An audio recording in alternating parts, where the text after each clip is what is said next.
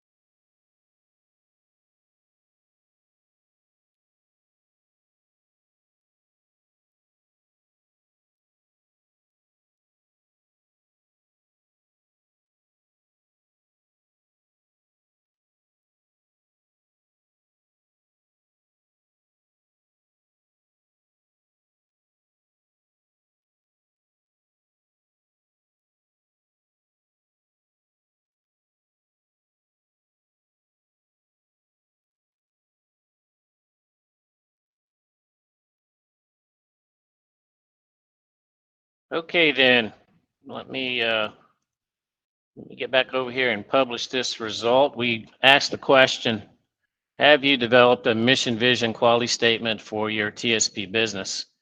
2/3 of you say yes. That's pretty impressive. That's not what I expected.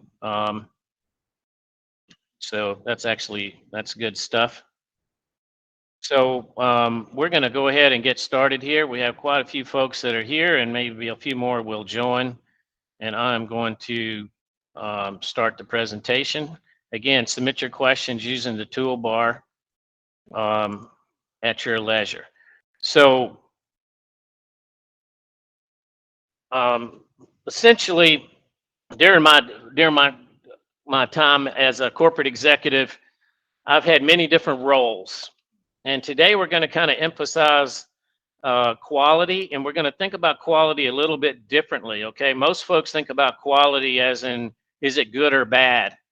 And quality, as it pertains to business, has to do with how you operate your business. How is your business organized?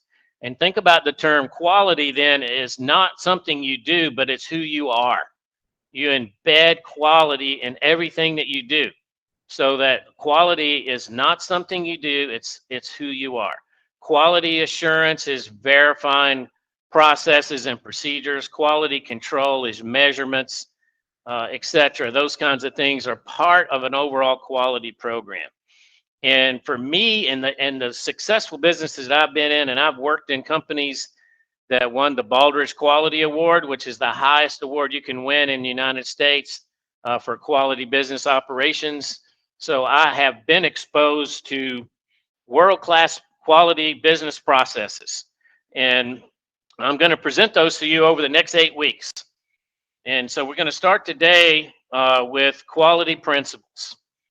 Now, remember, the concept then is quality is who we are, not something we do. And so then what that means is you have to establish the approach that you're going to use to operate your company. And so then you got to form that around some fundamental core principles. And we call these quality principles, but these are fundamental business principles on how you will operate your company. Notice that we don't talk here about did it pass or fail a quality control test, because that's just one element of running a quality focused business. If you're running a quality focused business, you will adhere to principles similar to these 6. So the first quality principle in every business that is focused on world-class excellence is customer satisfaction first. Now, in some cases, this particular principle has been perverted to say the customer is always right. And that is incorrect. Customers are not always right, but they are always first. We focus on satisfying them. And even when they're not correct, we find a way to work with them so that we can still achieve mutual success. Now, we've talked a lot now over the past 4 weeks about what's going on at FedEx. And so this particular principle we have emphasized in ensuring that you are doing the things that you need to do to make sure your customer is satisfied. You have a little bit of luxury at FedEx because you know what success looks like if keeping your customer satisfied. You have a safety score, you have a service metric, and you have an availability metric. All of those are key requirements that are defined in the TSPA, which we reviewed in session 2. And that kind of defines your relationship with FedEx. Now they've taken those particular elements and combined them into a metals program, which is really a better supplier management program than they had in the past. At least we have some clarity and we have the metrics. So customer satisfaction first is key. But from the standpoint of your business, the concept is that you organize your business around these principles. And one of those principles is customer satisfaction first. Look, I've met contractors who take pride in their ability to do battle with FedEx. And, however you want to run your company is fine, but I don't recommend that as a successful strategy. And I want to make a point here. We've all interact with many different kinds of businesses every day. And, whenever you listen to TSPs talk, You know, there's 1,700 contractors, and many have the philosophy that there's 1,700 ways to be successful as a line haul contractor. And I will suggest to you that that is not true. There's really a couple ways to be successful as a line haul contractor if you want to talk about achieving maximum success. For instance, if you think about McDonald's, you can go to a McDonald's anywhere in the world, and they all operate exactly the same. Exactly the same. Why do you think that is? Well, there's a lot of reasons for it, but a key reason is they have a brand that they are trying to maintain, and they are trying to set expectations of their customers to satisfy them so that every time you go into McDonald's, it's the same. And so all those businesses are tightly managed, and even if they're corporate owned or franchise owned, they all operate exactly the same. What that tells you is there's one way to be successful as a McDonald's business, and it's doing business the way they have prescribed. Now, we're going to go through 8 weeks here, and you're going to come through this and hopefully transform your thinking in a way that helps you be more successful. But don't fall into the trap that there's 1,000 ways to be successful in this business, because it's not true. It's not true in any business. There are some fundamental things you have to do to be successful. The first thing we need to do is organize around a core set of quality principles and customer satisfaction first. The second thing is most world-class companies will have a strong emphasis on respect for people. Now, look, our customer internal, we've all seen the way they treat each other at FedEx Ground, right? And they have a tendency to blame the other stations and scream at each other and then blame the contractor for all the failures. That's the nature of the beast. Maybe that will evolve and improve over time, but it is what it is at the moment. However, your way of organizing your business is how you treat your customer and how you treat your people. And the thing to keep in mind is, as the leader of your company, how you behave is how your company is seen. Okay, and so demonstrating a respect for people in everything that you do, how you organize your processes, procedures, how you pay folks, how you share information, how you communicate with folks, how you communicate with FedEx, all those things are an outflow of a respect for people and how you operate your company. One thing that doesn't get nearly enough emphasis, at least in conversations that I have with contractors, is a focus on continuous improvement. Now, world-class companies have a quality department. They have a quality handbook. They have tier 1, 2, and 3 documents. Those documents describe every single activity that goes on in the business. If it's not written down, they don't do it. If they need to do something that's not written down, they write it down first, and then they do it. And then they measure themselves in accordance with what they say they do. And then if they find discrepancies between what they say they do and what they are actually doing, and remember, when I say what they say they do, it's what's described in the associated documentation, then they will issue a corrective action and a continuous improvement initiative to evaluate that process and restore the execution of that process to the expectation. Okay, that's a continuous improvement cycle.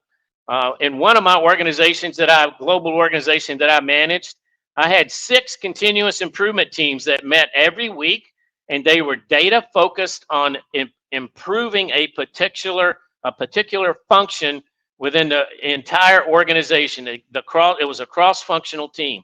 Maybe it was a team looking at HR requirements. Maybe it was a team that was looking at operational requirements that spanned multiple continents. All those present us particular challenges, right? And so there was a focus on continuous improvement all the time. We discussed it. We worked on it. It is what management did. Management focused everything on getting better tomorrow, being better tomorrow than you are today. And you have to incorporate that into your business. Now, this is a very chaotic business, as we all know. And one of the things that you have to change in your mind in terms of your thinking is you have to accept that chaos is your paradigm. You cannot be put off by or paralyzed by the chaos. You have to plan for it and learn to manage it, right? This is a key value for TSP contractors. And one of the ways you can manage it is have a formalized way on how you get better. What data are you collecting? How are you looking at it? And what are you doing with it when you find it? And quality principle number 4 is my favorite. As you might imagine, it's the one I use all the time in all the organizations I've ever managed. If you want to deal with me, you need to come to me with facts and data. We don't do emotion. We don't do whining. None of that improves the business. We need facts and data. And if we don't have facts and data, then we're going to put in place a methodology by which we can gather the correct facts and data that we can then enable improvement of our business. And that's the focus of quality principles, improving your business to align with the customer expectations on a continual basis. So mostly of what I have seen in the FedEx world is contractors do not have command of the data. I know I didn't have it when I started because all we had was spreadsheets. And it's very difficult to run your business and scale your business if all you're doing is using spreadsheets. You cannot get to some of the key facts and data that are informing you what's going on in your business with spreadsheets. You just can't get there. And we're going to spend a whole session on business metrics, and we're going to talk about that in detail. And that's specifically aligned with this quality principle, managed with facts and data. Processes and prevention is an example of how do you have a way that you do things, and are those activities that are key to meeting your customers' expectations? Do you have a way to execute those things, and you measure how well you're doing? Okay, and so I'm going to use an example. In my TSP business, we completely changed the way we were training folks because we were beginning to have some safety challenges. And so what I did in my company is we changed orientation, and it became very prescriptive. Everybody came to the office no matter all 9 locations. Everybody came to my office in Birmingham and went through a standardized orientation. The first 4 hours of that were focused on safety. We trained every driver on the Smith System defensive driving course. And they went through classroom training, which included some tests. They went through training in a company car to demonstrate the principles. And then that training was also moved to the tractor as part of their operational testing. So we made sure folks knew from the beginning that the most important thing they could do was operate safely, that it was an expectation of all employees. And they also in that orientation, of course, received their employee handbook, and they received their safety handbook. But we also had a driver handbook. And that driver handbook is a thick notebook that essentially shows or provides the supporting material to teach drivers FedEx procedure. This aligns with quality principle number 5, creating the processes that prevent problems. How many times have you had drivers go to a station and they didn't know how to do this or they didn't know how to do that? Well, it never happened in my group. It wasn't because they didn't know. There were plenty of times they didn't do it correctly, but it wasn't because they had not been trained. That was part of our preventative effort to ensure that drivers knew all the processes. And that was a thick handbook. There's a lot going on as a FedEx ground driver that you need to know. And we made sure they were trained on it in the classroom and in the tractor before they ever drove solo. Well, the most important quality principle, of course, is management leadership. Management leadership is people are always watching you. Inside your company, outside your company, from the FedEx side, they're all watching how you carry yourself, how you behave, and how you adhere to these quality principles. And then how do you expect, measure, and demand that they adhere to the quality principles also? Now, these 6 quality principles I learned first from a Baldrige Award winner, Eastman Chemical. Their quality expert taught one of the courses that I took whenever I got my certification as a quality manager, which is essentially a master's degree in quality management, handed out or administered by the American Society for Quality. And I like those particular core principles so much that I use them ever since I learned them in the mid 90s. Yeah, I know I'm an old guy, but that's when I learned them. And I have found that they applied in every organization I've ever managed. So if you don't have a set of core quality principles that you use, I would encourage you to consider these. Okay, we're going to move on here, and now we're going to talk about philosophy of leadership. So today's conversation is around core quality principles, which we just discussed, and we're going to spend the next 30 minutes or 20 minutes talking about leadership. I've had the opportunity to study leadership pretty much my whole life. Of course, I'm a Naval Academy grad. I studied under some amazing leaders. Many POWs happened to be at Navy when I was there. I learned a lot from those guys. And over the course of time, I have obviously read a lot of books. I'm reading a book right now on strategy and leadership. It's one of the things you can do to develop yourself is have a personal reading program in which you're constantly reading important business topics to continue to sharpen your own sword, shall we say. And along the way to lead global organizations, I had to come up with my personal philosophy of leadership, which is synthesized from the thousands of pages that I've studied over the course of time, as well as my personal experience. So I'm going to give you my philosophy of leadership today, and we're going to go through some leadership principles. You can adopt mine if you want to, or you can create your own, but you need to have one because it will govern how you lead. And leadership is key. The most important thing in your organization is leadership. Now, your leadership, you're the owner, you're the person leading the organization. And the most important aspect of leadership, in my view, is integrity. Okay, integrity of thought, integrity of action, integrity of purpose, integrity of conversation. Whatever you say, you must do. You should never tell a driver or an employee that you're going to do something that you're not going to do. If you tell somebody you're going to do something, do it. And if you can't do it, you come back to them and explain why. You demand integrity throughout the whole organization. It was always something I taught people in orientation. People are going to make mistakes. I do not expect you to be perfect. I do expect you to always be honest. We are in the bad news business. If everything ran well, we wouldn't need people as much as we have. So we got to have people that can handle bad news. But what we can't do is handle mistruth. We cannot handle lying. Okay, so this is my personal pet peeve.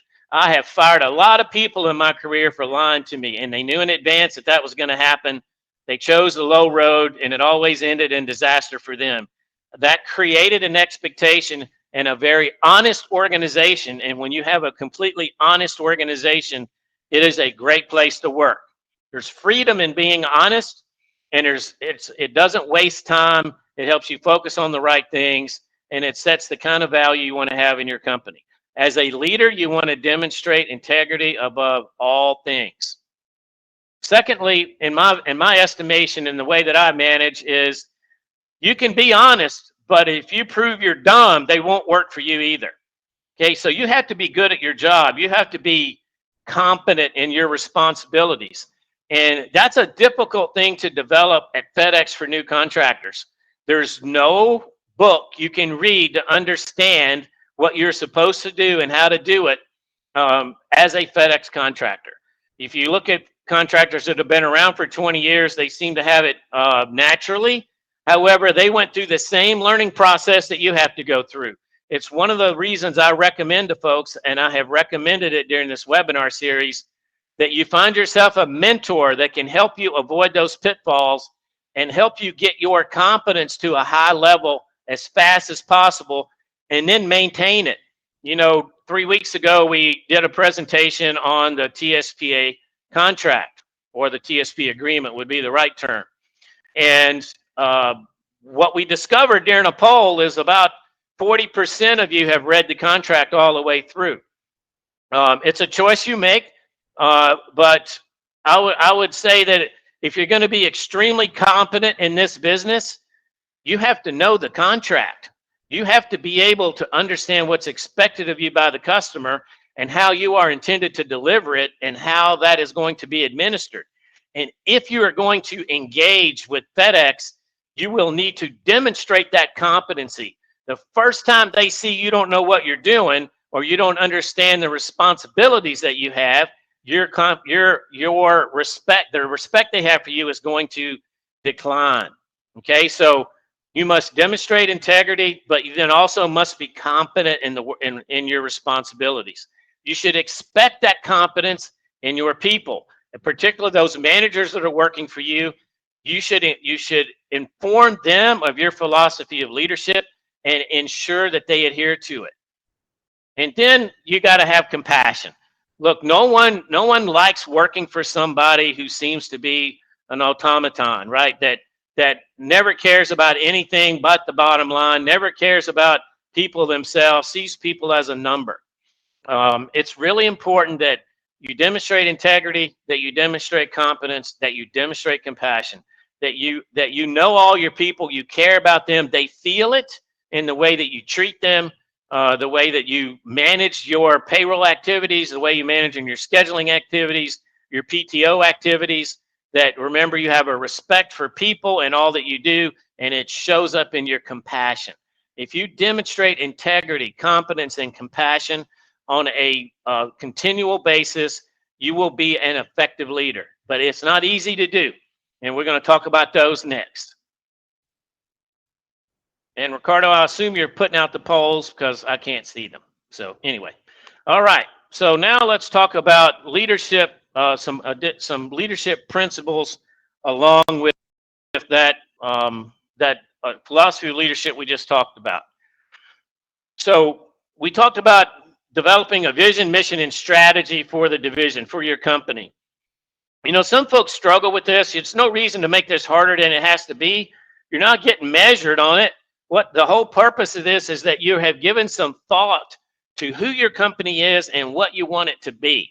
And one of the things that I always used is in my vision mission statements, I would say, we will become the standard by which other organizations in this industry are measured.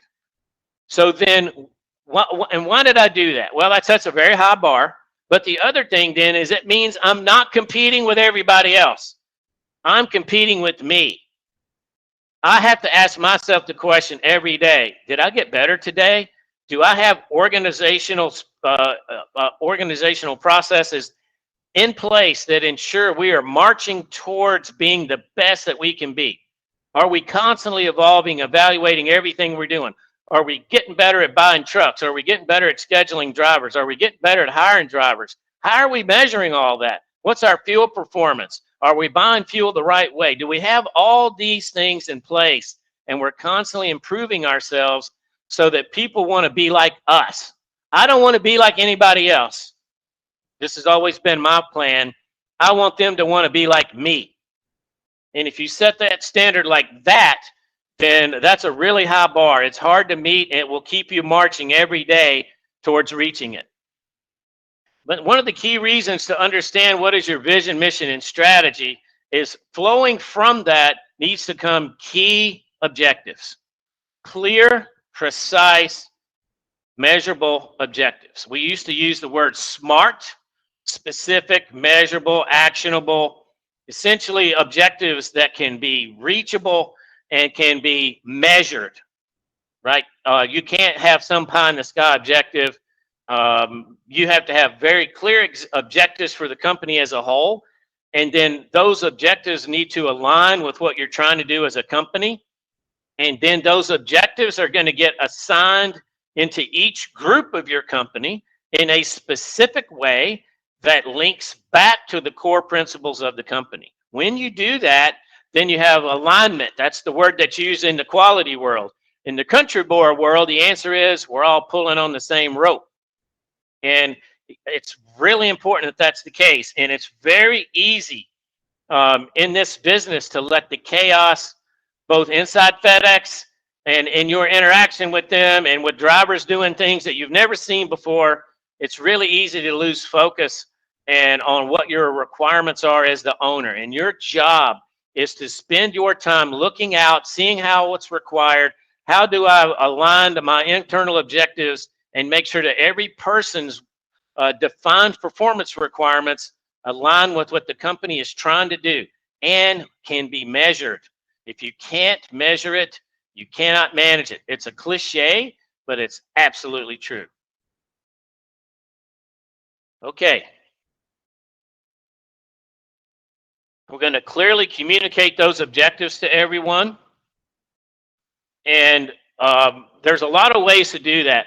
You know, I had high expectations in my company on how I was going to communicate with a website and a newsletter and all these things. And I admit that I underperformed in that requirement. We had a website, we had a newsletter, but we didn't do as good a job as we should have communicating that way. We had regular company-wide meetings, and we talked to people face to face. We had expectations from our management team that they talk to every employee every day about specific things, starting the conversation and ending the conversation with a conversation of or words about safety. But using websites and newsletters, I underperformed in that. There are some contractors out there like Slicker Trucking that are absolutely killing it in the way that they communicate with their customers. They would, Slicker Trucking in particular, Warrior does a good job. Those guys would be role models. You should go check out their websites. They would be role models on how to use the web to communicate with employees, internal and external candidates, but they do a great job of using newsletters and websites to keep their employees informed. Now, we talked about creating those objectives, right? So once you communicate these objectives, and look, every employee should have objectives. Every employee. Drivers, mechanics, admins, recruiters, operations managers. It's your job as the owner to understand your business in a way that you can create specific objectives for each employee and then measure those, which means then that whenever you create an objective, you need to create it with the mind that you will be able to measure the performance and the implementation of that objective. When you start doing this kind of work, when you do this kind of leadership, you will be amazed at what your organization will achieve. This should be blocking and tackling, okay? And so what we're teaching is the basic fundamentals. The 80%, if you do this, you will excel as an organization. What I used to tell my folks was, it's 80% blocking and tackling, 10% talent, and 10% razzle dazzle. And leave the razzle dazzle to me.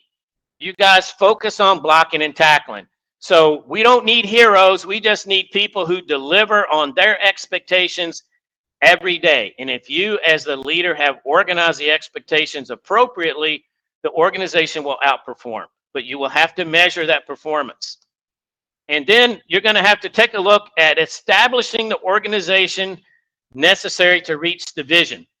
Now, this particular tenet of leadership has to be constantly revisited because your organization is going to be in constant state of change. Okay, so the organization that might have worked 5 years ago for me, it won't work anymore, okay? Because look, the cost of being in this business is higher than it used to be, and the revenue is flat. We talked about revenue in detail over the past 4 sessions. We have not had a net increase relative to inflation in years, and you're not going to. Okay, that's not a FedEx objective to pay you ahead of inflation. They're expecting you to run your organization, and that means that you have to constantly evolve your organization. In my view, and we're going to spend a whole session talking about technology. You heard Alex say Tim likes to talk technology. Well, I've been doing automation projects before there was robots. I did them in the 80s, I did them in the 90s, I did them in the 2000s. You can always find ways to reduce the need for indirect headcount and focus your company's dollars and leadership on executing customer requirements. And so today's organization as a TSP, you need to be using technology to do a lot of the work that otherwise will require indirect headcount. Otherwise, you're going to struggle over the course of time. Margins are going to continue to shrink because of that. If you're going to make money in this business going forward, you're going to have to find a way to squeeze margin out of your existing cost basis, which means to do that, you're going to have to execute all your requirements with maybe a different type of organization. That's up to you to come up with. The answer anymore cannot be throw people at it. Okay. One of the requirements that I've always had is that my employees were expected to be company ambassadors. I actually wrote a course about a company ambassador course that every employee had to pass. We had those same requirements in the driver handbook and the employee handbook in my TSP company.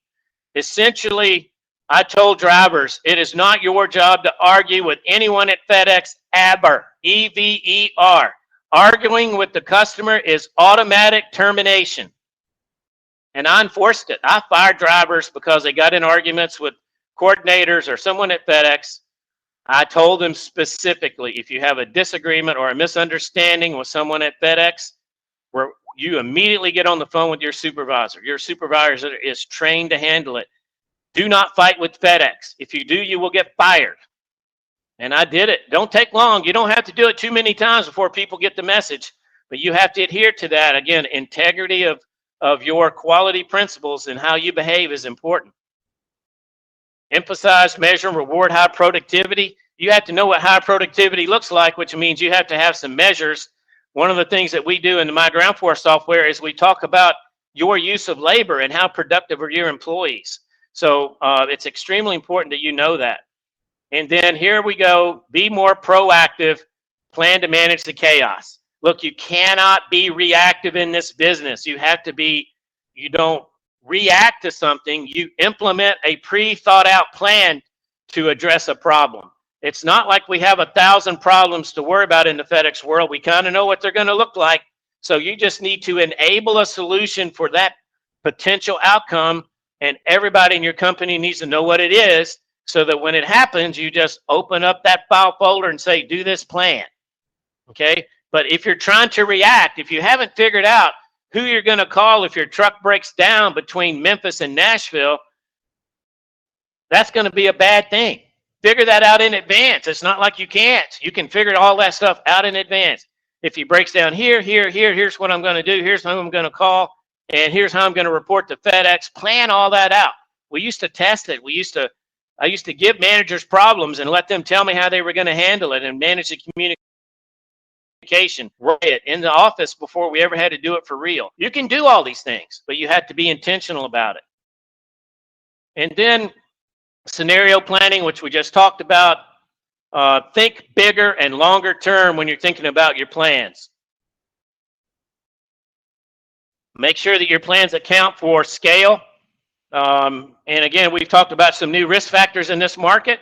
So you might need to think about scale in both directions and then what your out-year planning might look like. But if you're doing all these things as a leader, you simply do not have time as an AO to be crunching numbers on your spreadsheets to figure out miles per gallon. You don't have time to do it. If you're doing all the things you should do to ensure your company's properly positioned, you need to spend your time on productive work. There's necessary work that's not productive depending on who's doing it. And you doing Excel work is not productive work. Okay, so leadership is key. I used to have some standing requirements for managers. So consider these as expectations of your management team and how you want them to implement your leadership philosophy, your leadership tenets, your quality principles. Remember that the price of leadership is sometimes very high. Leadership requires self-sacrifice. And you need to remember that your people are your first priority, okay? This doesn't mean you can ignore yourself to the point that your health suffers, but what it does mean is that your business needs to operate in a way that your leadership team understands these things. And they go the extra mile to ensure that their people are taken care of. Now, you have expectations of your people too, but leadership is demonstrating compassion for your people, right? You got to be their role model. You got to get their confidence. Again, if you're not competent and you don't have integrity, you will not get their confidence. You may be the nicest guy they ever met, and they know you care about them. But if you're not competent, they're not going to follow you the way that you need them to in order to achieve world-class performance.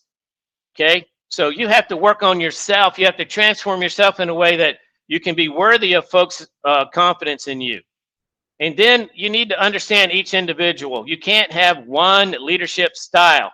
You can have one leadership philosophy, but each person is an individual, and you have to lead them a certain way. Okay? Some folks, you guys have seen this, and we won't go into all the various personality profiles. Just know that you have to do different things to motivate different types of people, but you still have a core philosophy of principles and leadership and your leadership tenets. And each individual needs to perform according to the prescribed parameters for the associated objectives, even though they come with different personalities. That's what leaders do. They find a way to make that work. You need your people to rally. Right now, we need them to rally to the cause, right? I mean, these are challenging times. It calls for outstanding leadership. It calls for you to spend some time understanding who you are as a leader, how you can get better, where you're doing well, where you have opportunities to improve, and how you're going to get your leadership team to the point that they can. One of your objectives as a leader is to replicate yourself. You cannot be everywhere all the time. So what you want to happen in your organization is that decisions get made the same way you would make them if you were there. And in order to do that, it takes work, it takes organization, it takes repetition. And once you start doing that and investing in people, maybe you can get them to rally to the cause of the challenges we face right now. And then get them working together. Again, this is a little bit more difficult in the driver world. I've said before to some of you that, truck drivers are the smartest guy in the room for 10 hours a day, right? And so this is a little bit more challenging than it would be if you had them all in the same place all the time. But that just means that we have to work harder at it. But you want them to feel good about achieving certain things as a group. And so, here we find ourselves having now talked about a set of quality principles, a leadership philosophy, some key tenets of leadership, and some expectations of the leaders in your organization. We just happen to be having this conversation at a time in which you could say we're in crisis mode, right? Not everybody's going out of business. I'm not suggesting that, but it's not gravy train time at FedEx Ground right now, and it's not going to be. And right, I shouldn't even use the word FedEx Ground because it's going away, right? It's FedEx. So, I used to teach a course to my managers called essentially the seven. Essentially developing the leadership within you, and it was written by John Maxwell. And I taught it several times. It's a very powerful leadership course. It's a book. You can read the book, or you can take the course. And he teaches 7 leadership practices for times of crisis. Outstanding, one of the top leadership programs ever developed. And I'm pulling some of that out here to give you what to think about in times of crisis. So the first thing is stand up and be seen. You can't hide in your office. You got to be seen. If you're in multiple locations, you got to be seen there on a regular basis. You got to be seen there by FedEx. You got to be seen there by your drivers, and you got to be talking to them about what's going on. Because one of the things that's true about humans is there's always a communications void. Every day when we wake up, there's a communications void. And the question is how is it going to get filled?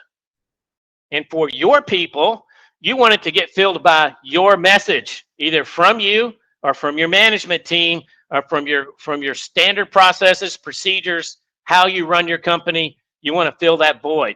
Otherwise, it's going to get filled by Facebook rumor and everything else, okay? But one of the ways that you make sure that it gets filled the right way is you stand up and be seen. And you talk to these 3 drivers, but 2 you didn't get a chance to see today, but it's very likely that those 3 drivers are going to tell those 2 drivers what you talked about. So stand up and be seen. Embrace brutal optimism.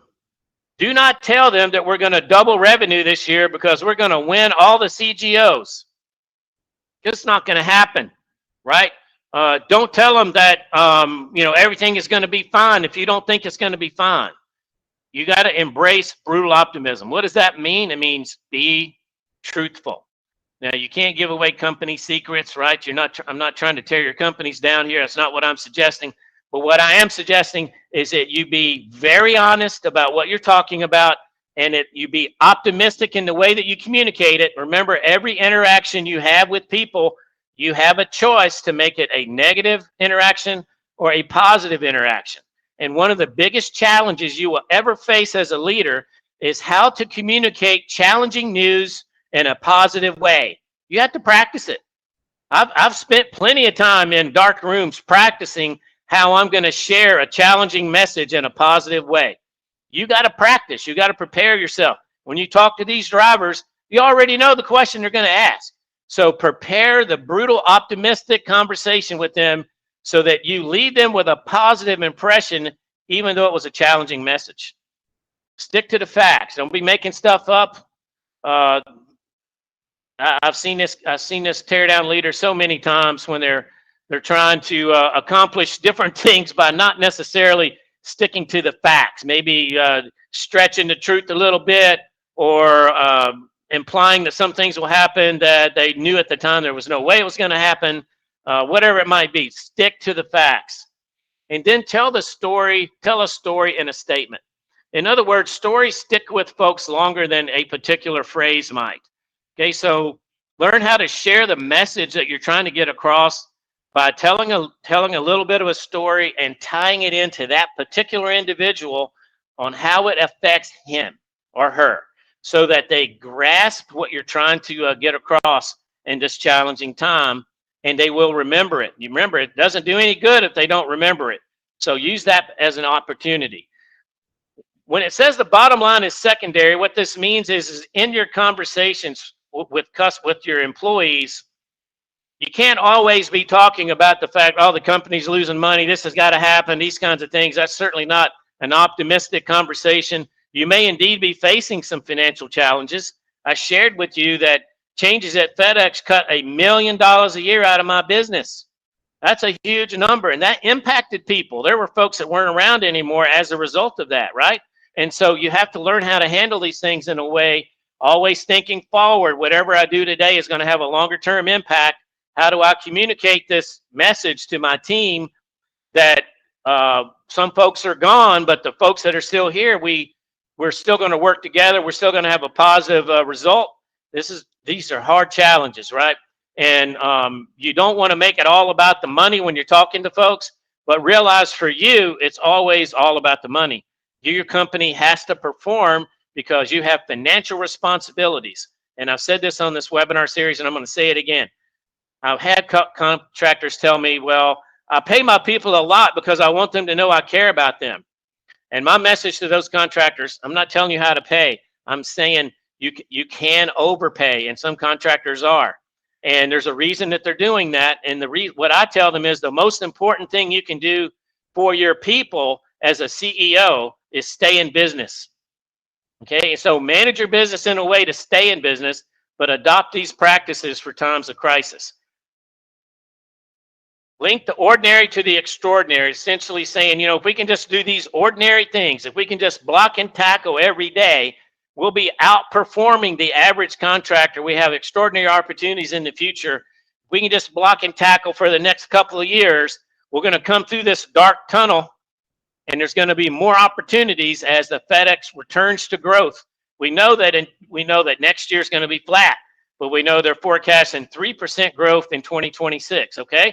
All right, let's focus on that. If we can just get to 2026 and excel in all the things that we do now, keep our safety score where it needs to be, then in 2026, we're going to be extremely well positioned to gain some of that growth, because FedEx will return to a growth pattern beginning in 2026. But it won't matter if you're not there, okay? So you gotta manage your business in a way to get there. And then do not overreach. Do not overpromise. Do not say, I know they're opening a new terminal and my plan is to get 75% of the runs in that new terminal and everybody's going to have a job. Again, this is not a time to make promises that you might not be able to keep. The focus here is on leadership for times of crisis by standing up and being seen, embrace brutal optimism, stick to the facts, tell a story in a statement. The bottom line is secondary. Link the ordinary to the extraordinary and do not overreach. I have used these principles. Okay, so I told you I taught this training course. I taught it, I want to say it was 2002. That year, the telecom market that we were in exploded. And we entered what was then called the telecom winter. And I had taken an organization from 2 people in the United States to 1,500 people in 40 countries doing $125 million a year, representing a significant portion of the company's annual revenue. And then everything exploded. The company went from a $2 billion company to a $200 million company in 1 year. And I had all those people I hired, I had to lay just about all of them off. It was a terrible time for me personally. But we had to continue to execute. And so then you have to work really hard to stick to these 7 principles in that situation. So I'm not telling you to do something I haven't done. I highly recommend these principles. I taught all my managers these principles, and then they watched me use them as I laid them off. Okay, and so it was not a fun time. It was a very challenging time, but you can get through it, right? So that's kind of this week's conversation. What I'm going to do now is get back over here into the webinar and see what questions you might have. So the first question here is, what process did you use to create your employee driver handbook for your company? Okay, so great question. This is important. If you were to read my employee handbook, you would see a whole lot about what you saw today and what you're going to see next week. It's in my employee handbook. In my employee handbook was my quality principles, was my philosophy of leadership, was my core values, which we're going to talk about next week. That's in my employee handbook for my FedEx company. But it's been in my employee handbook since I've been writing employee handbooks for the past 25 years. Your workers' comp company probably has one. Your EPLI company, I know, has one. So, in fact, one of the ways that you can is develop your own employee handbook and then have your EPLI company take a look at it for you. Because remember, they're ensuring your employment practices. So they have incentive to ensure you're following the correct employment practices. So the fundamental requirement of your employee handbook is to ensure that you're managing your company in accordance with the proper labor law. So get your EPLI insurer involved. And then communicate in your employee handbook your expectations, right? Here's the company culture we want to have. Here's the core values. Here's the quality principles. Here's our philosophy of leadership. Here's what you can expect of us as your managers. Here's what we can expect of you. And then, of course, you got the other stuff that's always in there about labor law, right? How you're going to administer certain things in your company. That is your employee handbook. I try to keep my employee handbook related to the employees themselves. What's going to affect the employees? Then I have a safety handbook in which the same core values move over to the safety handbook, but then we describe what you can and can't do in my company. And of course, you need to reiterate all the FedEx rules, all the safety rules that are from the safety, all the guidelines that you get from the signature safety information guide, all those things. You need to make sure you're emphasizing certain things. For instance, if you drop a trailer, if you have a disconnect in my company, you're going to get terminated. You know, there's some things you don't get to do even once. And there's never a time, I won't say never, 99.9% of the time, a disconnect is related to failure to execute on the part of the driver. There are occasions when there might be a mechanical issue with the dolly. In fact, I had one. But every other time we dropped a trailer, and it didn't happen very many times, 3 or 4, it was the driver not doing their job. So in my handbook, it said, you drop a trailer, you're going to get terminated. You get caught using your cell phone, you're going to get terminated. Okay, and so this is not to be mean or any of these kinds of things, The purpose of your safety handbook is to communicate safety expectations. And there are certain safety behaviors that are not authorized, or certain personal behaviors that are not authorized, so that you can operate safely in my vehicle. And then, of course, we train drivers on Smith System defensive driving. And that's a whole nother level of safety training. It's required now on the P&D side, but not on the line haul side. I encourage it. There's a lot of really good stuff there. And then, of course, we had the driver handbook. And the driver handbook was made up of a lot of things. And it's how you write your schedule, how you let drivers know what the expectation is going to be, what kind of rotations are they in. Remember, the more you communicate, the more folks know how your company is going to operate, the less rumors can happen, because most folks can always say, well, that's not true. The driver handbook says this is how we write the schedule, and that's the way they always write the schedule for me. So you can manage communications failures in advance by putting them in your driver handbook. We all know exactly what's required to execute a meet, what exactly is required to do a double pump to the hub, how you want them to handle spots. You have to describe the FedEx procedure. For instance, we all know this. If you want to do spots, you got to do ABR. And if you're doing line haul runs, you're doing mobile trip act. Okay. Make sure your guys know exactly how to do that. How, in the different kinds of spots that might be there, a regular spot, a combo spot, an en route spot. You got to dig to go find these processes, because look, they're not hanging out there, right? FedEx doesn't give us a book that says, hey, here's how we do stuff. You can start operations as a FedEx contractor having never talked to anybody about how to do anything, because they won't tell you. It's just their philosophy of supplier management. So there's a lot you have to know. We talked about in last week's session about hours of service. We talk about that, right? So in my handbook, we talked about hours of service. For instance, in my company, PC, I took PC out. You couldn't even select personal conveyance as a status. I wouldn't let you do it. It's forbidden by FedEx. So we just didn't allow it to happen. And then, of course, if they found themselves in a situation, we might turn it on an exceptions basis for that one situation.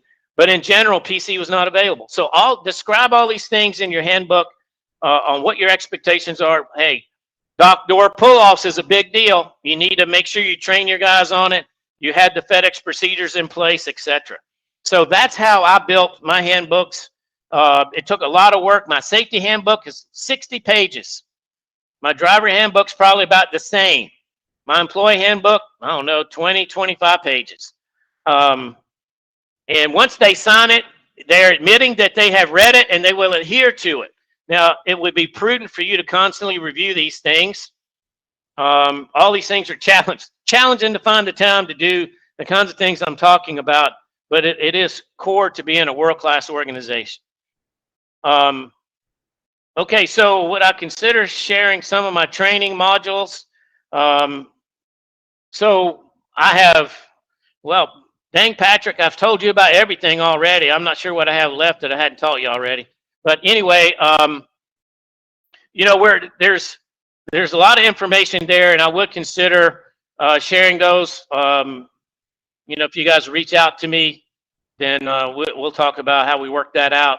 I'm not going to post it or anything like that. But there's certainly opportunities there for me to help you guys get better. And coach you however you want to be coached. So anyway, our hour is up for today. I hope you've enjoyed this. I hope it's worked out for you. As we talked about quality principles and leadership principles, and in particular, leadership in times of crisis. Next week, we're going to look at the roadmap to world-class excellence. Okay, so it's going to focus on 5 key areas, and there's a number of bullets in each of those areas. We're going to talk about those. We may have to work a little bit to apply them directly to your TSP business, but they are key. They are the keys to being a world-class organization. And look, again, being world-class means that you are operating as efficiently and as effectively as you can in meeting the expectations of your customer. So if you're meeting the expectations of your customer, and you're doing it in a very inefficient way, you're not world class. You have to do both. And so if you do both, this is how you maximize profit, right? In fact, in the world that I've been in the past, we didn't try to meet customer expectations. If we just met customer expectations, we felt we had failed. We attempted to what's called delight the customer. And delight the customer is not even exceeding expectations. It's doing things that the customer could not reasonably expect you to do, to the point that your customer would pay extra for you to work for them.